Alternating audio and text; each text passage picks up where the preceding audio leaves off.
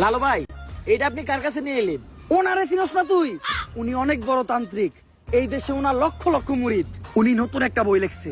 বইয়ের নাম শয়তান ধরার গর্জন। যেই বই পইরা নতুন কইরা লাখ লাখ মানুষ তান্ত্রিক হইতাছে। কিন্তু লালু ভাই, আশেপাশে তো কোনো তান্ত্রিক বা মুরিদ দেখতেছি না। আরে ওগুলা তো সব ফেসবুক আর টিকটকে। বাবা, সঞ্জনা নামের এক আত্মারে আমার ধরতে হইব বাবা। আপনি আমার সফল হওয়ার একটা উপায় দেন। যদি সফল হতে চাও তাহলে আমার লেখা এই বইটি নাও, শয়তান ধরার গর্জন। এই বইটি নেওয়ার সাথে সাথেই তোমার জীবনে থাকবে না কোনো অর্জন। আমি কথা দিয়ে কথা রেখেছি, শয়তান আসেনি তো ফিরে। আমি শয়তান তাড়ানো গল্প লিখেছি আমার সারাটি জীবন ধরে। আমি অন্ধকারে মোমবাতি জ্বালিয়েছি, তবুও পাইনি ভূতের খোঁজ। আমি ভূতের অপেক্ষায় ছিলাম, ভূত নিজেই হয়েছিল নিখোঁজ। শয়তান ধরার গর্জন, পৃষ্ঠা নাম্বার চুদলিংপং।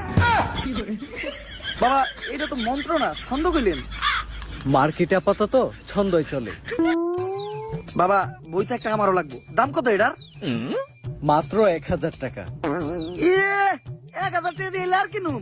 1000 টাকা হাতে নিয়ে ভূতের ডাক দিলে ভূত নিজেই চালতে লেগে পড়বো।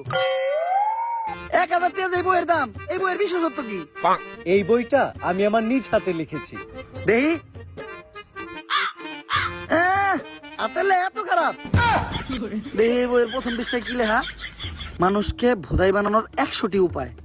1000 টাকা দিয়ে 120টার এই বইটি নেন আর ঠাস কইরা ভোদাই হয়ে যান। এখন সফল হইতে গেলে তো এই বইটা লাগবেই। তো এই বইটা আমি নিয়ে